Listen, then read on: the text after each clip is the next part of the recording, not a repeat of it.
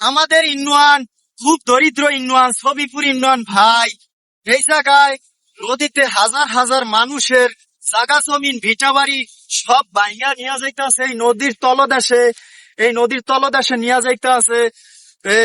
আমাদের নতুন সরকার জনাব তারেক রহমানের উদ্দেশ্য করে বলতাছি, নতুন এমপি তাদের কাছে অনুরোধ রইল, এরকম মানুষের কাজে আসবেন। তারা অসহায় হয়ে যাইতেছে দিনাদিন, তাদের জাগা জমি ভিটাবাড়ি সব নদীর তলদেশে ভাঙ্গা নিয়ে যাইতেছে। এরকম একটা কিনারে ব্যবস্থা করে দিবেন, বাঁধ দেওয়ার জন্য পাথর ফালায়া হোক বা যেগুলা কইরাই হোক, এই সাধারণ জনগণের তাহলে জাগা জমিন সবকিছু বাঁচবে, একটু তারা বেঁচে থাকতে পারবে। না হলে একদম এই অসহায় হয়ে যাবে। আপনাদের কাছে এটুকুই আমার অনুরোধ রইল সাধারণ জনগণের জন্য। ভালো থাকবেন, সুস্থ থাকবেন। আসসালামু আলাইকুম।